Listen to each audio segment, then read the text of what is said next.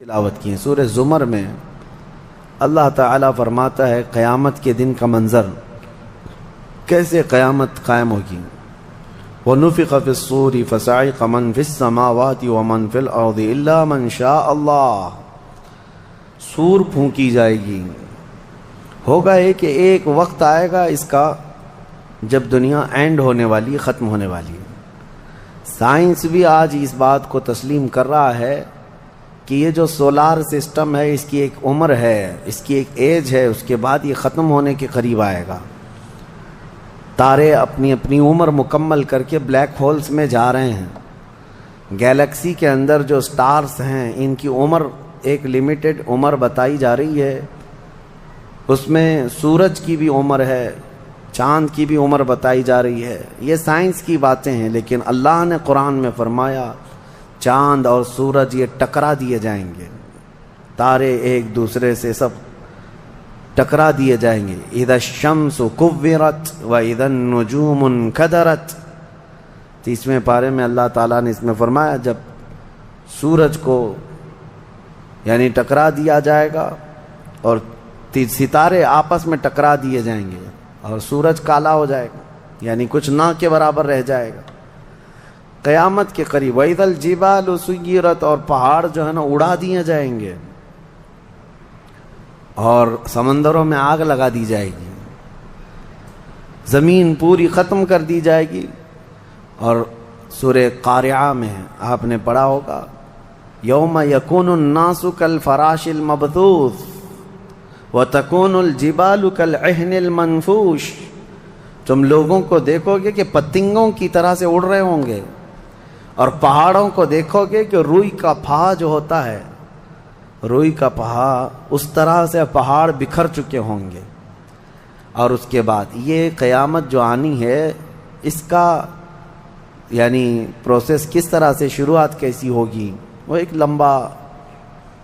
لمبی گفتگو ہے۔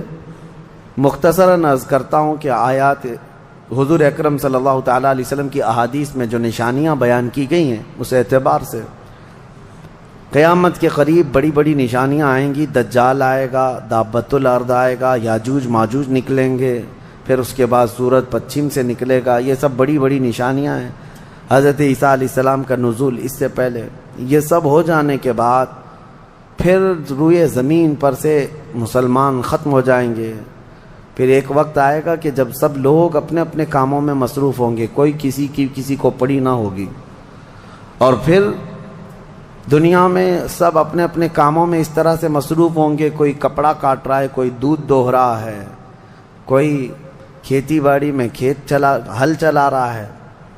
اللہ تعالیٰ قرآن میں فرماتا ہے کہ تم دیکھو گے ان زلزلۃ الساعۃ شیء عظیم یوم ترونها تذهل كل مرضعۃ عما ارضعت وتضع كل ذات حمل حملها، اچانک ایک سور کی آواز آئے گی۔ وہی سور آج ہم نے تلاوت میں پڑھا ہے۔ اسرافیل علیہ السلام اللہ کے ایک فرشتے ہیں، ایک باجے کی شکل کی چیز وہ لے کر کھڑے ہیں، وہ بجانا شروع کریں گے۔ شروع میں دھیمی دھیمی آواز آئے گی اور یہ آواز بڑھتی چلی جائے گی یہاں تک کہ یہ آواز اتنی سخت ہو جائے گی کہ جو جہاں تھا وہیں کھڑا رہ جائے گا۔ کپڑا کاٹ رہا تھا اس کے ہاتھ سے کینچی گر گئی، جو کھیتی باڑی کر رہا تھا، ہل چلا رہا تھا، وہ وہیں کا وہیں رک جائے گا۔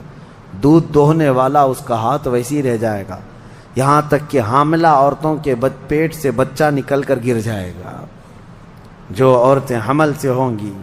اور اس کے بعد پھر ایسی غشی، پھر سب پر موت طاری ہوگی اور زلزلے آئیں گے اور پوری زمین کو ہلا کر کے ختم کر دیا جائے گا۔ یہ قیامت ہے، یہ قیامت ہے۔ سور پھونکنے پر سارے انسان جتنے روئے زمین پر ہیں سب کے سب ختم ہو جائیں گے۔ اس کے بعد اللہ تعالیٰ فرماتا ہے ثم نفخ فیہ اخری، پھر دوسری بار سور پھونکنے کا حکم ہوگا۔ لیکن کیسے؟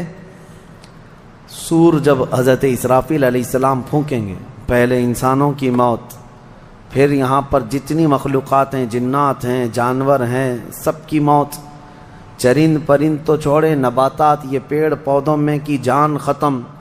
چاند سورج کو جب ختم کر دیا گیا تو پھر کوئی چیز ہی نہیں، ستارے، چاند، سورج سب بلکہ اللہ تعالیٰ کے جتنے ملائکہ ہیں، جبرائیل امین علیہ السلام سے لے کر دوسرے ایک فرشتے تک، سارے ملائکہ کو بھی موت آئے گی، سب موت کے شکار ہوں گے، اور سارے جب انتقال کر جائیں گے تو پھر بچتا کون ہے؟ صرف حضرت اسرافیل علیہ السلام، جنہوں نے سور پھونکا۔ اب ان کو سور پھونکنے کا حکم جو تھا وہ کہا جائے گا روک دو اب، پھر اللہ تعالی حضرت اسرافیل علیہ السلام کو بھی موت طاری کرے گا، اور روح نکالنے والا فرشتہ کون ہے؟ ملک الموت اسرائیل علیہ السلام۔ اب تک یہ سب کی روح نکال چکے ہوں گے، اور پھر اللہ تعالیٰ اسرائیل علیہ السلام کی بھی روح نکال دے گا۔ اسرائیل جو سب کی روح نکالتے ہیں، ان کو بھی موت ہے، ان کو بھی موت ہے۔ اور پھر ہم نے پڑھا کل شیء ہالک الا وجہہ، ہر شے فنا ہو جائے گی سوائے رب العالمین کے۔ کل من علیہا فان ویبقى وجہ ربک ذو الجلال والاکرام، جو کچھ بھی ہے سب فنا ہو جائے گا، تمہارے رب کی ذات صرف باقی رہے گی، کوئی نہیں باقی رہے گا۔ پھر جب مولا کی مرضی ہوگی، رب تبارک و تعالیٰ دوبارہ اسرافیل علیہ السلام کو اٹھائے گا۔ اسرافیل علیہ السلام دوبارہ اٹھیں گے، اور پھر ان سے کہا جائے گا دوبارہ سور پھونکو، پھر سے پھونکو۔ اب جب دوبارہ حضرت اسرافیل علیہ السلام سور پھونکیں گے تو یہ زندگی کا سور ہے، پہلے والا یہ نفخہ اولا اس کو کہتے ہیں، وہ موت کا تھا، اور نفخہ ثانیہ حیات کا ہے، زندگی کا ہے۔ اب رب تعالیٰ نے جو وعدہ فرمایا تھا کہ ہم تمہیں موت کے بعد دوبارہ اٹھائیں گے، یہ وعدہ اس وقت پورا ہوگا۔ اب دوسرے مرتبہ جب سور پھونکنا شروع کرتے ہیں اسرافیل علیہ السلام، کتنے انسان آئے گئے، آدم علیہ السلام سے لے کر قیامت تک، سب وہ زمینوں میں جہاں کہیں ہوں گے، کسی کو جلا کر ختم کر دیا گیا ہو، کسی کو جانور کھا گیا ہو، کسی کو پانی میں ختم کر دیا گیا ہو، کسی بھی طرح سے، لیکن مولا تعالیٰ سب کو اٹھانے والا ہے۔ لیکن فرمایا حدیث پاک میں ہے کہ یہ دوسری سور پھونکنے کے بعد سب سے پہلے روئے زمین پر جو اٹھیں گے وہ محمد الرسول اللہ کی ذات۔ میرے آقا صلی اللہ تعالیٰ علیہ وسلم فرماتے ہیں میں اپنی قبر سے اٹھوں گا سب سے پہلے، اور محشر کے میدان کی طرف جو حضور جائیں گے تو فرماتے ہیں حضور صلی اللہ علیہ وسلم اٹھیں گے، ان کے بعد ابو بکر صدیق، ان کے بعد عمر فاروق رضی اللہ تعالیٰ عنہ، پھر ساری کائنات کو اللہ اٹھائے گا۔ اور جب رسول کریم صلی اللہ تعالیٰ علیہ وسلم فرماتے ہیں میں میدان قیامت میں اس حال میں آؤں گا کہ میرا ایک ہاتھ ابو بکر کے کندھے پر ہوگا، دوسرا عمر ابن خطاب کے کندھے پر ہوگا۔ یقیناً وہ اس دن کے دولہا ہے، قیامت کا منظر ہے جب رسول کریم صلی اللہ تعالیٰ علیہ وسلم تشریف لائیں گے۔ اور اس کے بعد رب تعالیٰ نے فرمایا، سورہ زمر میں 2 آیتیں آئی ہیں، وَسِيقَ الَّذِينَ كَفَرُوا إِلَى جَهَنَّمَ زُمَرًا، اب جو کفار تھے ان سب کو کھینچ کر کے لایا جائے گا میدان قیامت میں۔ پہلے تو میں آپ کو بتا دوں پوری تفصیلات قیامت کے میدان میں، اس کے بعد ان آیتوں کی تفسیر پر آتا ہوں۔ پھر جب سب کو اٹھا دیا گیا تو ایک زمین ہوگی، اب وہ زمین کہاں ہوگی وہ اللہ بہتر جانتا ہے کس جگہ، کیونکہ یہ زمین ہے ہی نہیں، یہ آسمان ہے ہی نہیں، تو پھر اس وقت بنے گا کیا یہ اللہ ہی بہتر جانے۔ کہاں بنے گا، کس طرح بنے گا، اس میں ہم نہ سوچ سکتے ہیں نہ مثال دے سکتے ہیں۔ اب آپ مجھے بتاؤ، یہ جو زمین جس پہ آپ بیٹھے ہیں یہ ختم ہونے والی، کیا رہے گا نیچے؟ آسمان جو دکھ رہا ہے یہ بھی ختم ہونے والا ہے، پھر کیا رہے گا اوپر ہمیں نہیں معلوم۔ لیکن اللہ کریم ایک زمین بنائے گا جس کے متعلق کہا گیا وہ تانبے اور پیتل سے بنی ہوئی ہوگی، یہ مٹی والی زمین نہیں۔ اور پھر اس کے بعد سورج کو پھر دوبارہ زندہ کیا جائے گا، اور سورج کو سب کے سروں پر لا کر کھڑا کر دیا جائے گا۔ اب وہ زمین اور جس میں سارے انسانوں کو جمع کر دیا گیا ہے، آپ اندازہ کریں وہ زمین میں نہ کوئی عمارت ہوگی نہ درخت ہوگا، وہ بالکل فلیٹ زمین ہے، صرف میدان ہی میدان ہے۔ ایسا نہیں ہے کہ یہاں پر کوئی میدان اور تھوڑی دور کے بعد کوئی عمارت دکھے گی یا کوئی درخت دکھے گا یا کوئی پہاڑ، نہیں، کچھ نہیں، صرف سیدھی زمین۔ اسی لیے کہ وہاں تم 500 سال بھی اس میدان میں بھاگتے رہو گے تو سائے کے لیے ایک پتا بھی نہیں ملے گا، ایک پتا بھی نہیں، کہاں سایہ حاصل کر سکو۔ لیکن کچھ خوش نصیبوں کے لیے اللہ نے فرمایا کہ عرش کا سایہ انہیں اللہ عطا فرمائے گا۔ وہ کون لوگ ہیں؟ ان میں کئی لوگ ہیں، جس میں سے ایک ہی میں بتاتا ہوں، رجل تعلق قلبہ بالمساجد، وہ ایسا آدمی جس کا دل مسجدوں میں لگا ہوا ہے، قیامت کے دن اسے اللہ عرش کا سایہ عطا فرمائے گا۔ آپ کی نماز ہو گئی، بیٹھے کیوں ہیں؟ نماز ہو گئی، نماز کے بعد چلے جانا چاہیے، لیکن تمہارا دل مسجد میں لگا ہوا ہے۔ انہی لوگوں کی فضیلت میں ہے جب قیامت کے دن کوئی سایہ نہ ہوگا، ان لوگوں کے لیے اللہ عرش کا سایہ عطا کرے گا۔ اب یہ جو سارے لوگ جمع ہوں گے، کسی کو کچھ پتہ نہیں کہ ہونا کیا ہے، کسی کو نہیں پتا کہ کیا ہونا ہے، نفسا نفسی کا عالم ہے اور سب ایک دوسرے کو تک رہے ہیں۔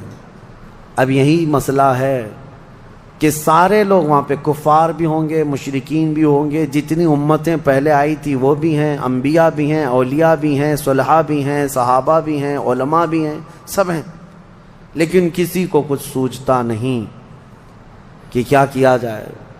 یہی بے خبری سے پوری مخلوق جو ہے انبیاء کے پاس جاتی ہے۔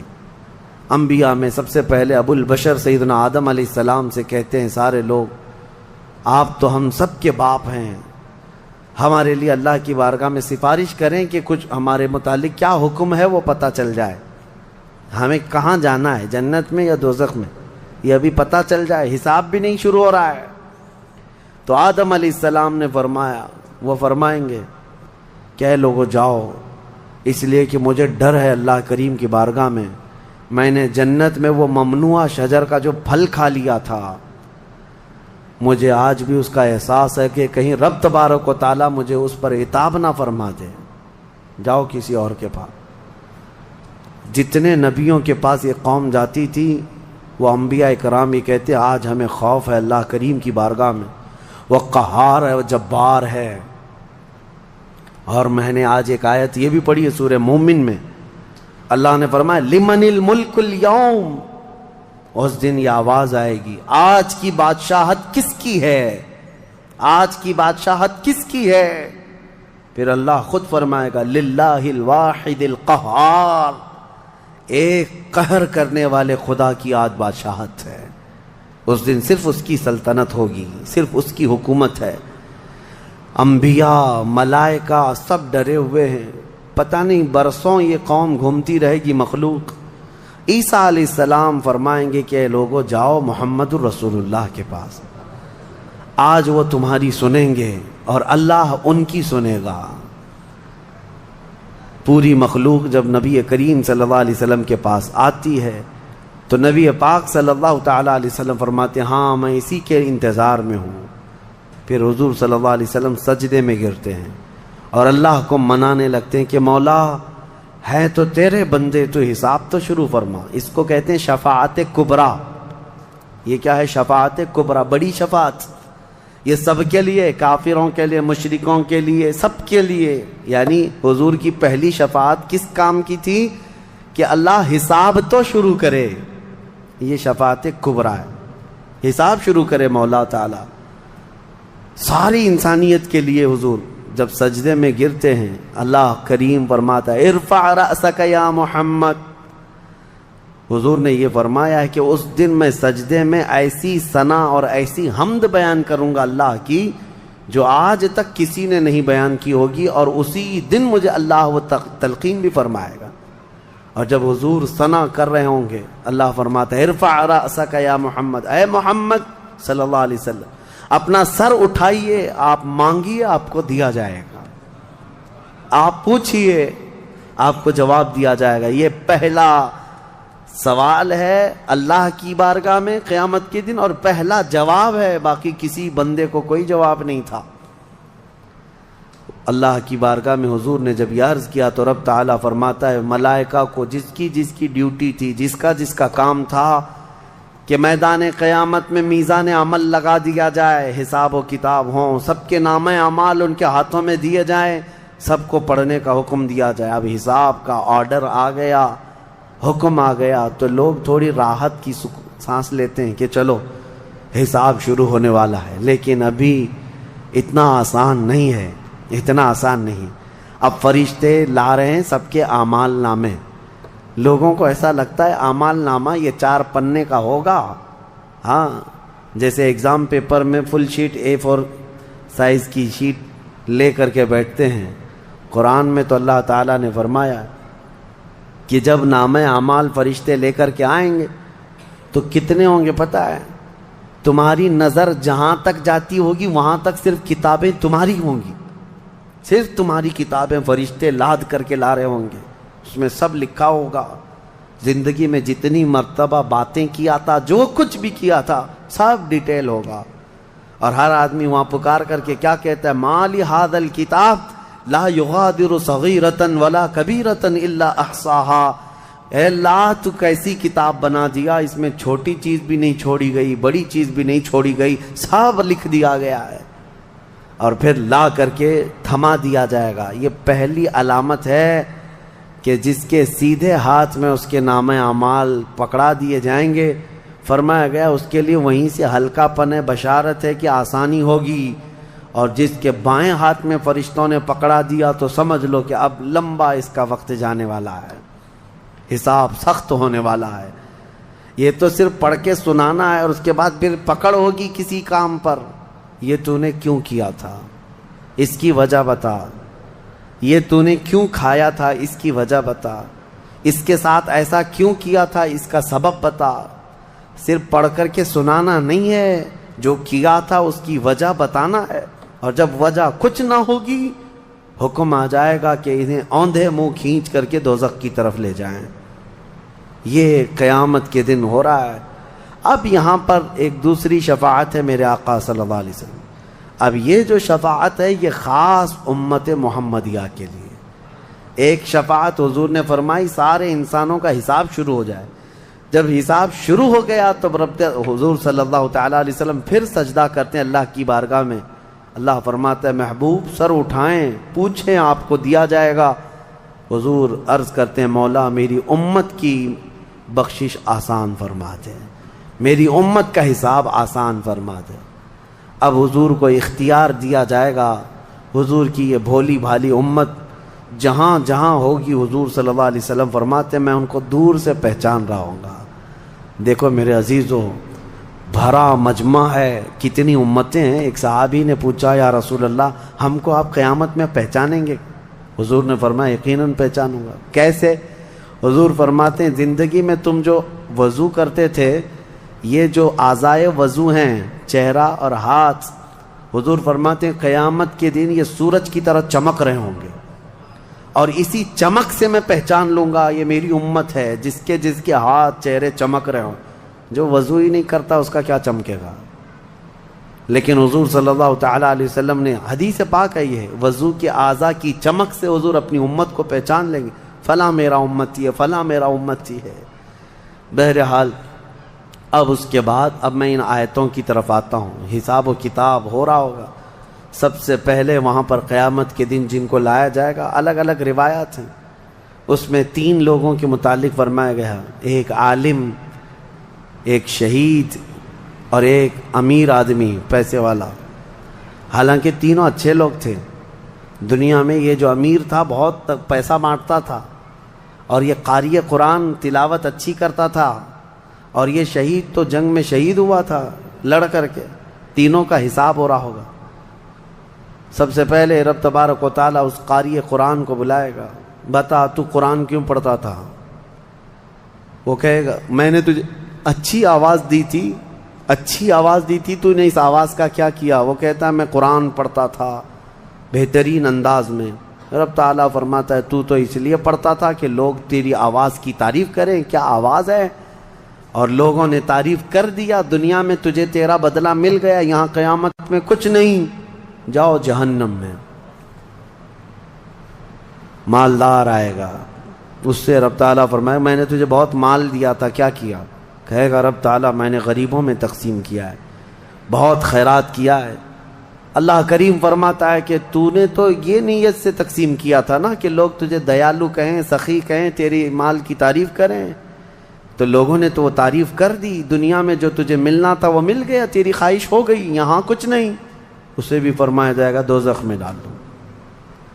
تیسرا جو شہید ہے اس کے لیے بھی رب تعالیٰ فرماتا ہے میں نے تجھے جوانی دی تھی، کیا کیا؟ کہا اے اللہ میں لڑتا رہا کافروں کے مقابل میں اور اپنی جان دے دیا۔ فرماتا ہے رب تعالیٰ کہ تو یہ سوچتا تھا نا کہ لوگ تیری بہادری کی تعریف کریں، لوگ تجھے بطل جلیل کہیں، مجاہد کہیں، تو یہ لوگوں کی تعریف سننے کے لیے کرتا رہا۔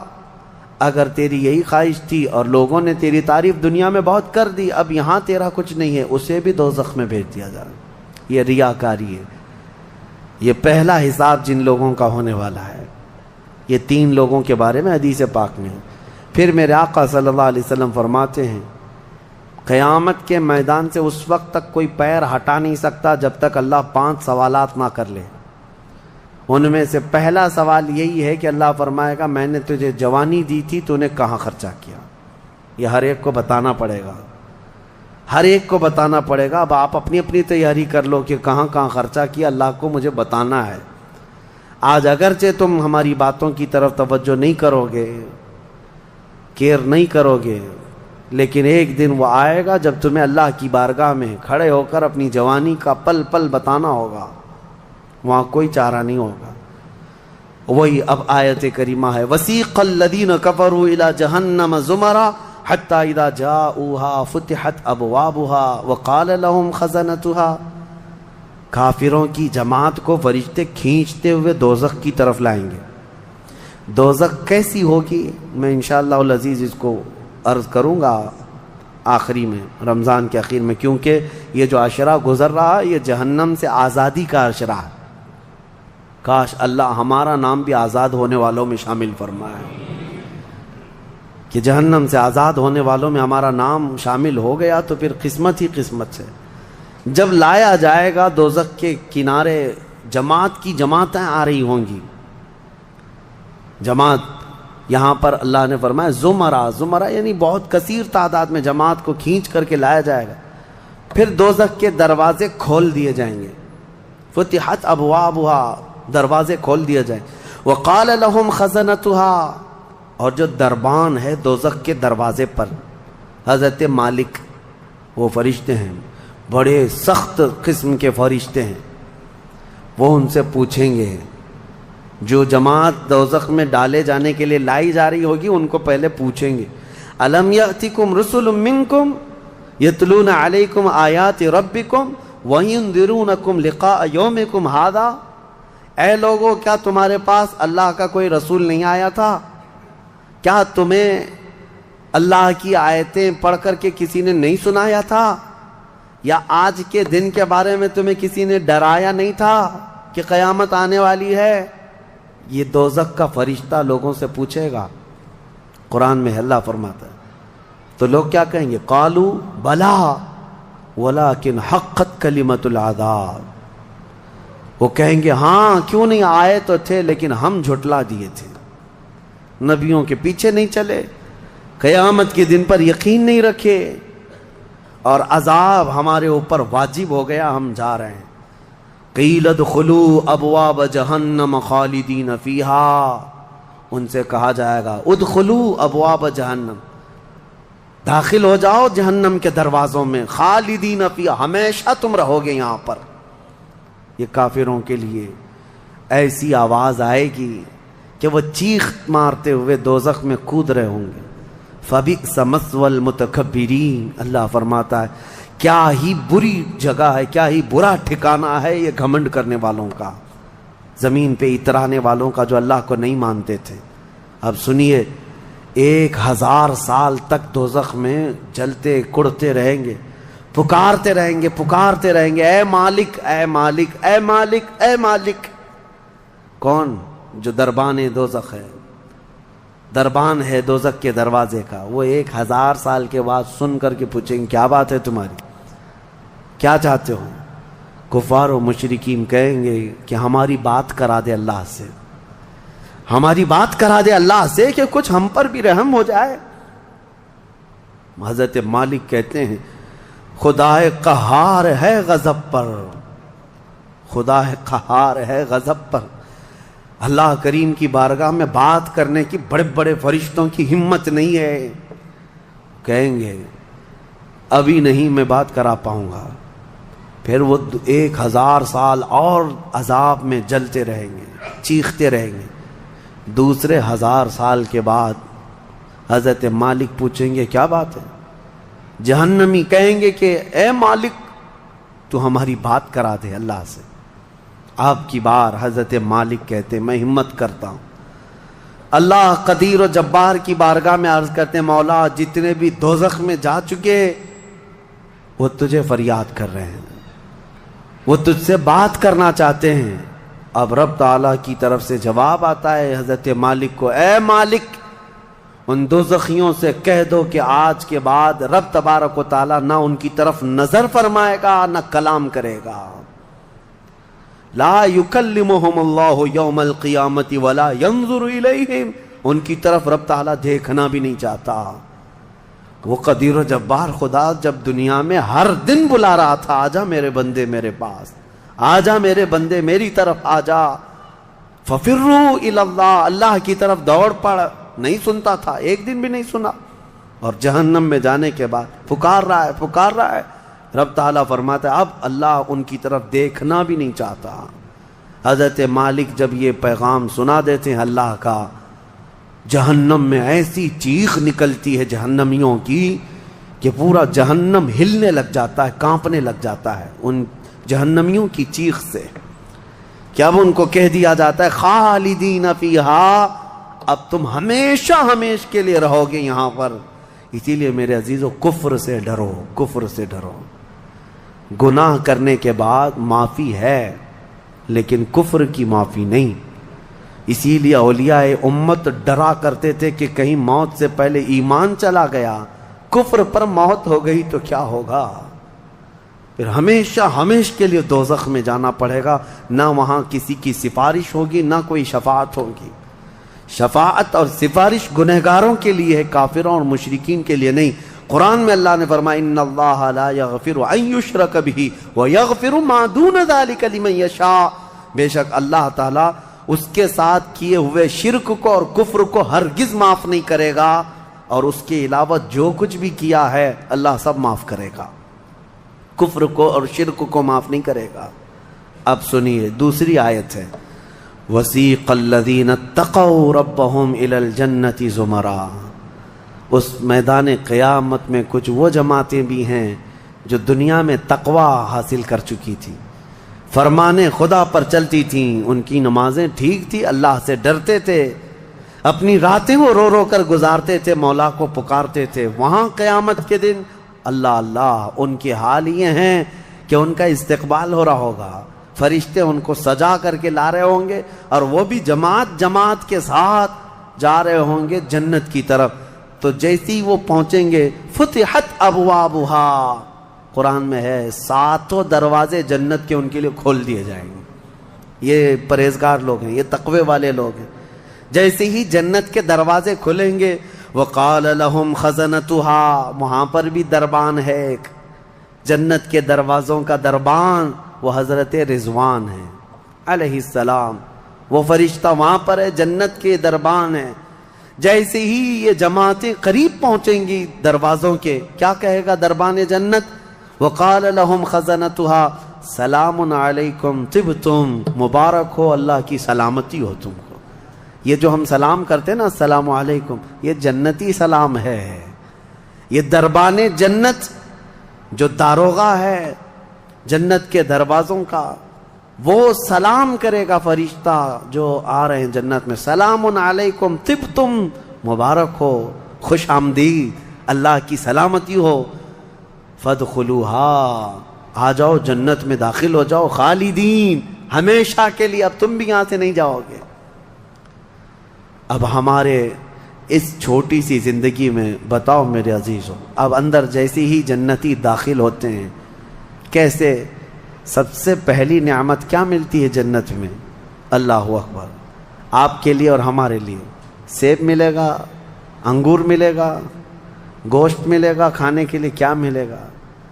میرے عزیزو، سب نعمتیں اپنی جگہ پر، لیکن فرمایا گیا جنتی جیسے ہی جنت میں پہلا قدم رکھتا ہے محمد الرسول اللہ کھڑے ہوں گے، میرے آقا صلی اللہ تعالی علیہ وسلم ہوں گے اپنے امتیوں کے استقبال کے لیے۔ اس سے بڑی نعمت کیا ہے میرے عزیز؟ جنت میں داخل ہو جانے کے بعد اب سورہ واقعہ جب آپ پڑھیں گے تو جنت کا اس میں تذکرہ ہے۔ اللہ نے فرمایا ثلۃ من الاولین وقلیل من الآخرین علی سرر موضونۃ متکئین علیہا متقابلین۔ وہاں دیوان لگائے ہوں گے، بڑے بڑے محلات ہوں گے جن کی ایک اینٹ سونے کی، ایک اینٹ چاندی کی بنائی ہوگی، پورے زمین پر جو گھاس ہوگی وہ زعفران سے بھی زیادہ ملائم۔ اور اللہ نے کتنی جگہ قرآن میں فرمایا جنات تجری من تحتها الانہار، ایسے باغیچے جن میں نہریں بہ رہی ہوں گی، اور ایسی نہریں جن کا پانی دودھ کی طرح سفید، شہد سے زیادہ میٹھا اور ٹھنڈا، یہ ٹھنڈے میٹھے پانی کی نہریں جس کو کوثر اور سلسبیل کہا گیا ہے، یہ جنت کے باغیچوں سے ہو کر گزر رہی ہوں گی۔ جنتی جتنے بھی ہوں گے وہاں پر وہ نہروں کے قریب بیٹھے ہوں گے، ان کے چہرے اتنے چمک رہے ہوں گے، وجوہ یومئذ ناظرہ، ایسے چمک رہے ہوں گے، دمک رہے ہوں گے، 14ویں کا چاند ان کے چہروں کے سامنے پھیکا ہوگا۔